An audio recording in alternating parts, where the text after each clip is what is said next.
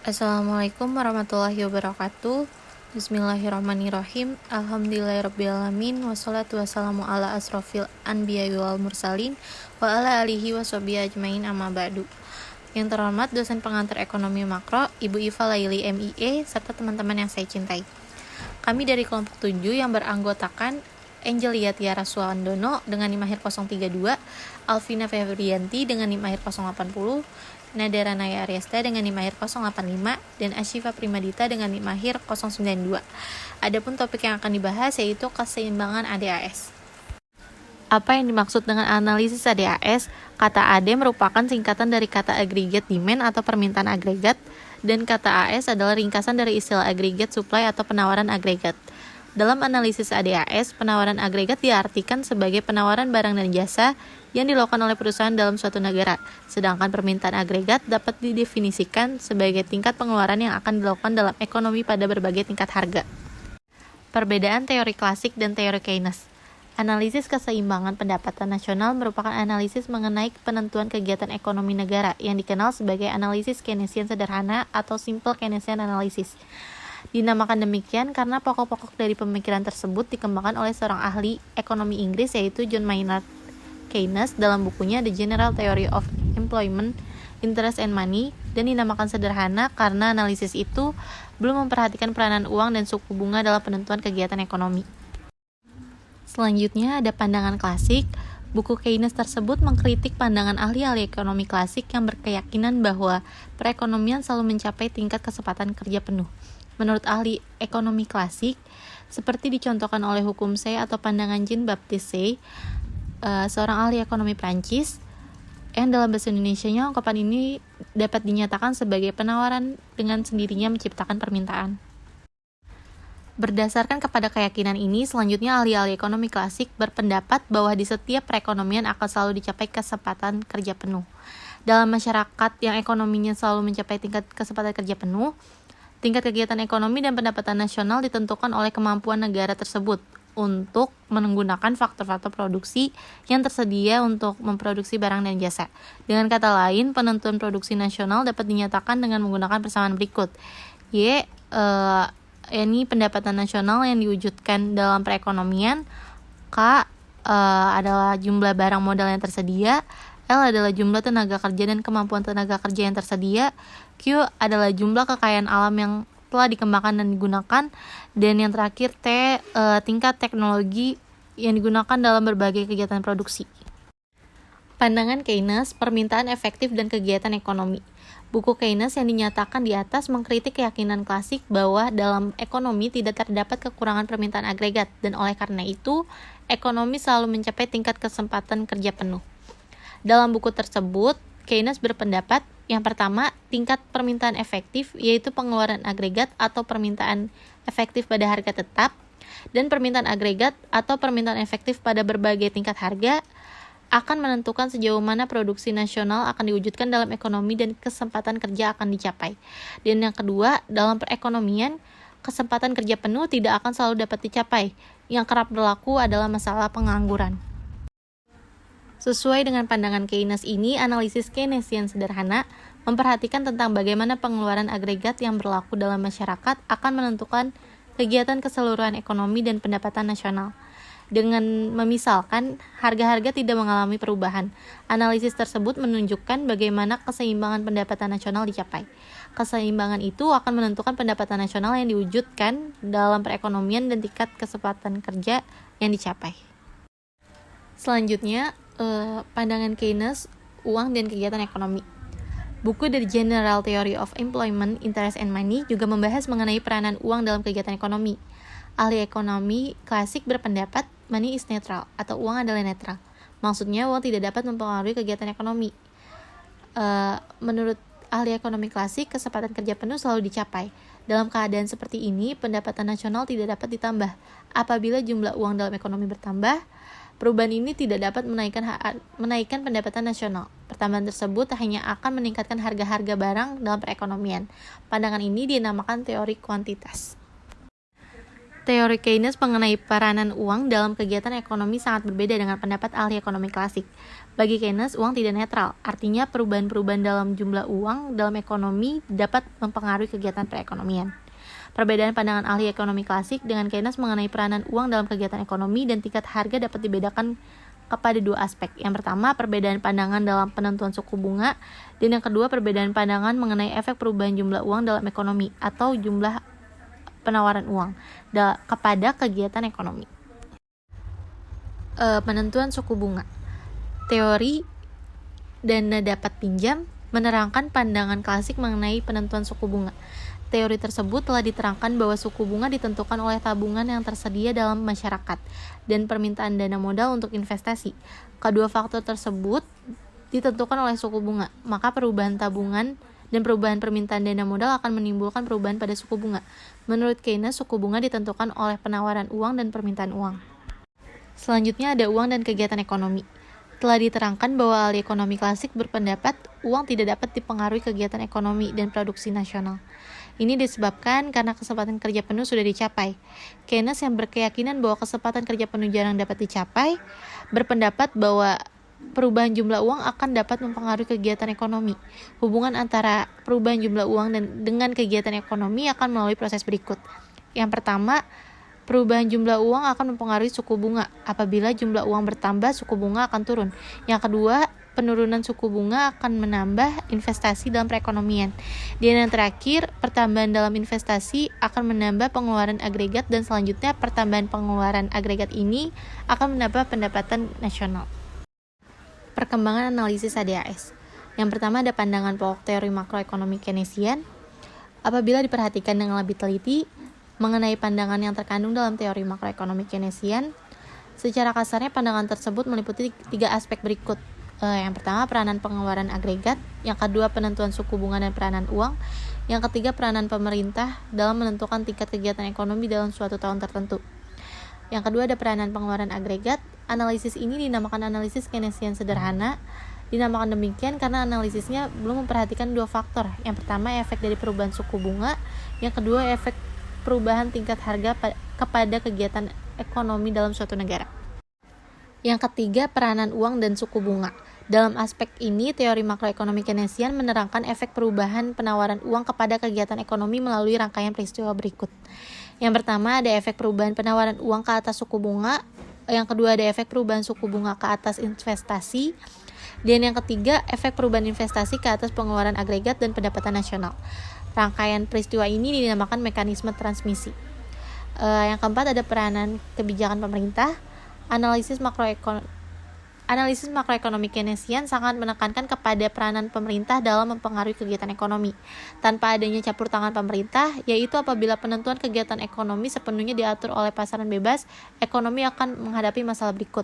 Yang pertama, ekonomi sukar untuk mencapai tingkat kesempatan kerja penuh. Dan yang kedua, terdapat perubahan yang besar dalam kegiatan ekonomi dari waktu ke waktu. Menghadapi masalah ini, analisis makroekonomi Keynesian menekankan tentang perlunya campur tangan pemerintah dalam usaha untuk mencapai tingkat kesempatan kerja penuh tanpa inflasi. Menurut pendekatan makroekonomi Keynesian, kebijakan pemerintah dapat dibedakan kepada dua bentuk, yaitu kebijakan fiskal dan kebijakan moneter. Baik teman-teman, berikut adalah grafiknya. Kelemahan analisis keseimbangan Keynesian. Seperti yang telah diterangkan, keseimbangan pendapatan nasional dicapai pada keadaan di mana penawaran agregat adalah sama dengan pengeluaran agregat, atau Y sama dengan AE. Usaha untuk menerangkan keseimbangan dengan menggunakan pendekatan penawaran agregat adalah sama dengan permintaan agregat, atau pendekatan ADAS sangat terbatas dilakukan dan tidak menggambarkan keadaan dalam masyarakat yang sebenarnya berlaku. Keseimbangan ADAS yang digunakan dalam analisis makroekonomi Keynesian biasanya berbentuk seperti grafik dari gambar sebelumnya. Dapat dilihat bahwa kurva AS berbentuk huruf L yang dibalikannya, yaitu garis datarnya di sebelah kiri. Bentuk kurva AS yang demikian menggambarkan bahwa Y0 hingga ke tingkat kesempatan kerja penuh, yaitu hingga pendapatan nasional YF, tingkat harga tidak mengalami perubahan, tetapi pendapatan nasional dapat terus-menerus bertambah. Dan B, pada kesempatan kerja penuh, pendapatan nasional tidak dapat ditambah dan oleh karena itu pertambahan permintaan agregat hanya akan meningkatkan harga. Efek dari bentuk penawaran agregat yang demikian, maka yang pertama, sebelum kesempatan kerja penuh, apabila permintaan agregat bertambah dari AD0 menjadi AD1 dan menjadi AD2, maka pendapatan nasional akan meningkat dari Y0 menjadi Y1 dan menjadi YF. Akan tetapi harga tetap pada P0. Yang kedua, pada kesempatan kerja penuh, apabila permintaan agregat bertambah dari AD2 menjadi AD3 dan AD4, pendapatan nasional tetap sebesar YF, tetapi tingkat harga meningkat dari P0 menjadi P1 dan P2. Selanjutnya, analisis ADAS menurut pandangan klasik. Analisis ADAS yang menggambarkan pandangan ahli-ahli ekonomi klasik ditunjukkan dalam grafik sebelumnya. Yang B, kurva AS berbentuk tegak lurus pada pendapatan nasional pada kesempatan kerja penuh. YF oleh karena golongan klasik menganggap ekonomi akan selalu mencapai kesempatan kerja penuh. Maka menurut pandangan klasik, apabila permintaan agregat bertambah, yaitu dari AD0 menjadi AD1 dan AD2, efeknya adalah pendapatan nasional tetap sebesar YF, akan tetapi tingkat harga akan meningkat dari P0 menjadi P1 dan P2. Selanjutnya ada kurva permintaan agregat atau AD. Untuk lebih memahami ciri kurva AD, dalam bagian ini akan diterangkan 3 aspek. Yang pertama, cara membentuk kurva AD, faktor-faktor yang menentukan kurva AD, dan faktor-faktor yang membedakan kurva AD. Cara menerbitkan kurva AD, misalnya pada mula tercapai suatu keseimbangan Y sampai dengan AE, seterusnya misalkan tingkat harga adalah P, maka yang dapat diramalkan akan berlaku kepada keseimbangan itu apabila harga meningkat P dari P menjadi. Jadi untuk memperoleh jawabannya, kita harus menjawab pertanyaan berikut. Yang pertama, apakah efek kenaikan harga kepada pendapatan real, dan B, apakah efek kenaikan harga kepada suku bunga. Kenaikan harga harus menyebabkan pendapatan real masyarakat menurun dan seterusnya menyebabkan nilai konsumsi rumah tangga juga merosot. Seterusnya, inflasi akan menaikkan suku bunga dan kenaikan ini akan mengurangi investasi. Daripada jawaban ini dapat disimpulkan kenaikan harga menyebabkan nilai real pengeluaran agregat merosot dan menurun pendapatan nasional real pada keseimbangan. Berdasarkan kepada peristiwa ini, secara grafis sekarang kita ditunjukkan dua hal berikut. Yang pertama, efek kenaikan harga ke atas keseimbangan pendapatan nasional. Yang kedua, cara mewujudkan kurva permintaan agregat. Selanjutnya, sifat utama kurva AD. Kurva AD selalu merupakan suatu garis yang menurun dari kiri atas ke kanan bawah. Artinya semakin rendah tingkat harga, semakin besar permintaan agregat yang wujudnya dalam perekonomian. Sifat kurva AD yang menurun ke bawah ini disebabkan oleh beberapa faktor yang diterangkan di bawah. Tingkat harga dan pengeluaran rumah tangga dalam suatu waktu tertentu. Tingkat pendapatan nominal masyarakat adalah tetap. Tingkat gaji dan upah dan jumlah kesepakatan kerja akan menentukan jumlah pendapatan yang diterima masyarakat pada suatu waktu tertentu. Apabila tingkat harga berbeda, daya beli pendapat yang diperoleh itu adalah berbeda. Semakin rendah tingkat harga, semakin banyak barang dan jasa yang dapat dibeli. Dengan kata lain, nilai real pengeluaran agregat akan semakin meningkat apabila tingkat harga semakin rendah. Ada tingkat harga, suku bunga, dan investasi. Pada umumnya terdapat perkaitan yang sungguh rapat di antara perubahan tingkat harga dengan suku bunga.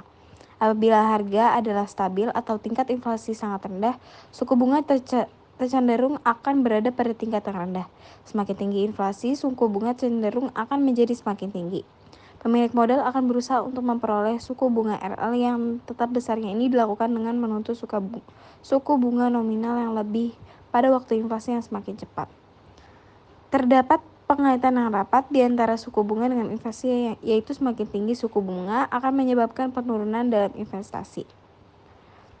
Kemerosotan inflasi menyebabkan pengurangan pengeluaran agregat. Dengan demikian, kenaikan harga akan menimbulkan proses perubahan. Perpindahan kurva permintaan agregat AD. Daripada uraian mengenai keseimbangan pendapatan nasional yang diterangkan dalam bab 4 hingga bab 6 dapat dibuat dua rumus pertambahan dalam komponen pengeluaran agregat kecuali impor, yaitu pertambahan C, I, G, dan X akan menambah pengeluaran agregat dan pendapatan nasional. I pertambahan dalam bocoran, yaitu pertambahan S, T, dan M akan mengurangi pengeluaran agregat. Uraian yang berikut akan menerangkan efek perubahan terhadap kurva permintaan agregat. Efek pertambahan komponen pengeluaran agregat, apapun perubahan yang akan berlaku, yaitu apakah ia merupakan pertambahan C, I, G, dan X, efeknya kepada pertambahan pengeluaran agregat dan pendapatan nasional adalah sama, yaitu AY sama dengan multiplier X AAE, di mana AAE dapat berupa pertambahan salah satu dari yang berikut, C, I, G, dan X. Maka secara gambar efek pertambahan salah satu komponen dari pengeluaran agregat, misalnya pertambahan investasi, adalah seperti yang ditunjukkan di gambar sebelah. Selanjutnya, efek pertambahan bocoran. Untuk menunjukkan efek pertambahan bocoran terhadap kurva permintaan agregat AD digunakan gambar di sebelah. Bagian A menunjukkan keseimbangan pendapatan nasional dengan menggunakan pendekatan Y sama dengan AE. Pengeluaran agregat yang asal adalah AE tutup kurung P kosong tutup kurung, dan pada keseimbangan ini tingkat harga pada P kosong dan pendapatan nasional Y kosong. Dalam gambar, titik A menggambarkan keseimbangan ini dan berarti AD adalah permintaan agregat yang asal, dan titik A menunjukkan bahwa titik harga adalah P kosong dan pendapatan nasional Y kosong. Selanjutnya yaitu kurva penawaran agregat atau disebut AS. Terlebih dahulu, uraian dalam bagian ini menunjukkan bahwa kurva penawaran agregat AS yang akan digunakan untuk uraian-uraian selanjutnya. Selanjutnya akan diterangkan dua hal berikut. Yang pertama adalah faktor-faktor yang menentukan kurva agregat dan faktor-faktor pemindahan kurva agregat. Kurva penawaran agregat mempunyai ciri-ciri. Yang pertama, pada ketika tingkat pengangguran masih tinggi, kurva penawaran agregat relatif landai. Selanjutnya, dari titik B hingga titik C, yaitu titik pada garis tegak pada tingkat kesempatan kerja penuh. Kurva AS bertambah tingkat kenaikannya. Yang terakhir, sesudah tingkat kesempatan kerja penuh kurva AX, keadaannya semakin tegak. Faktor-faktor yang mempengaruhi bentuk kurva AS. Yang pertama ada efek hukum hasil tambahan yang semakin berkurang. Untuk memproduksi barang dan jasa, perusahaan-perusahaan memerlukan faktor-faktor produksi, yaitu tenaga kerja, tanah, modal, dan keahlian keusahawanan. Dalam jangka pendek, tanah, modal, teknologi, dan keahlian keusahawanan dianggap tetap, dan faktor yang dapat berubah adalah tenaga kerja. Sebagai contoh, tenaga kerja keempat memproduksi 10 unit output. Efek pada hukum hasil tambahannya semakin berkurang, tenaga kerja kelima akan memproduksi kurang dari 10 unit, misalnya 8 unit. Oleh karena upah kerja keempat dan kelima adalah sama, maka biaya per unit untuk memproduksi 10 unit. Dari contoh di atas dapat disimpulkan efek dari berlakunya hukum hasil tambahan yang semakin berkurang. Apabila lebih banyak tenaga kerja digunakan oleh perusahaan-perusahaan, biaya produksi per unit akan semakin meningkat. Oleh sebab itu, perusahaan akan menambah produksi dan penawarannya hanya pada keadaan di mana harga semakin meningkat apabila output ditambah. Kecenderungan ini merupakan salah satu faktor mengapa kurva penawaran agregat AS melengkung ke atas. Kurva AS yang melengkung ke atas tersebut menggambarkan ciri perhubungan tersebut.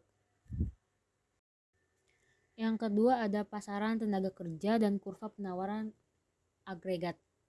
Dalam menerangkan efek hukum hasil tambahan yang semakin berkurang ke atas, ciri kurva penawaran agregat dimisalkan tingkat upah adalah tetap pada berbagai tingkat penggunaan tenaga kerja.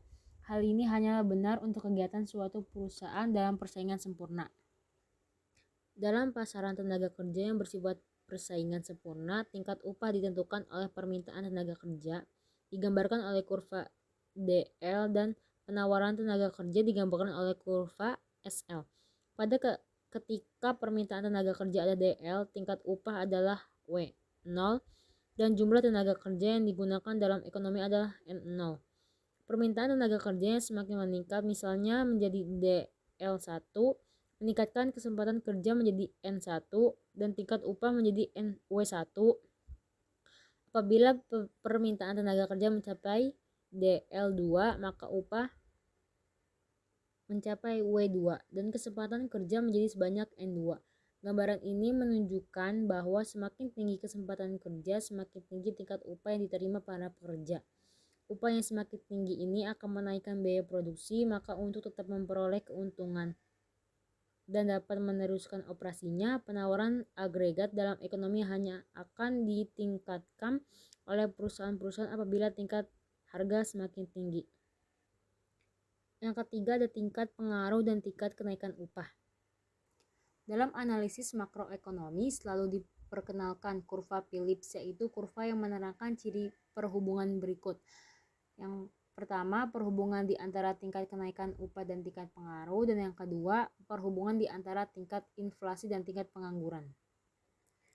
Bentuk kurva Phillips. Contoh suatu kurva Phillips ditujukan pada gambar.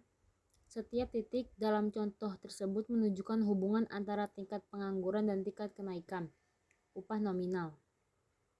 Dua contoh berikut. Yang pertama dalam tahun T0 yaitu tahun 1998, tingkat pengangguran adalah U0 dan tingkat kenaikan upah adalah DW0. Yang kedua dalam tahun T1 yaitu tahun 2002, tingkat pengangguran adalah U1 dan tingkat kenaikan upah adalah DW1. Maksudnya, titik T0 menunjukkan hal yang dinyatakan dalam, dan titik T1 menunjukkan hal yang dinyatakan dalam. Titik-titik lain dalam gambar tersebut menunjukkan hubungan di antara tingkat pengangguran dan kenaikan tingkat upah pada berbagai tahun. Kurva Phillips ditentukan secara analisis statistik berdasarkan kedudukan titik-titik seperti yang dicontohkan di atas. Apabila data mengenai hubungan antara kenaikan upah dan tingkat pengangguran dikumpulkan di antara tahun 1987 hingga tahun 2002, maka kurva Phillips memberikan suatu gambaran umum tentang perhubungan di antara tingkat pengangguran dan tingkat kenaikan upah dalam periode 1987 sampai 2002. Yang keempat ada kurva Phillips dan penawaran agregat. Dengan menggunakan kurva Phillips dapat diterangkan pada gambar tersebut. Yang A membentuk hubungan di antara upah dan tingkat kesempatan kerja, dan yang B membentuk kurva penawaran agregat. Bagian A dari gambar tersebut menunjukkan hubungan di antara tingkat upah dan kesempatan kerja yang sesuai dengan ciri kurva Phillips. Berdasarkan kepada kurva Phillips dapat disimpulkan bahwa bagian A semakin tinggi kesempatan kerja, semakin tinggi tingkat upah. Dan yang bagian B, apabila tingkat kesempatan kerja sangat tinggi, yaitu apabila tingkat pengangguran rendah, tingkat kenaikan upah menjadi semakin cepat. Berdasarkan kedua sifat ini, hubungan di antara tingkat upah dan kesempatan kerja adalah seperti ditunjukkan oleh kurva WN dalam gambar A. Garis tegak NF menggambarkan tingkat kesempatan kerja penuh.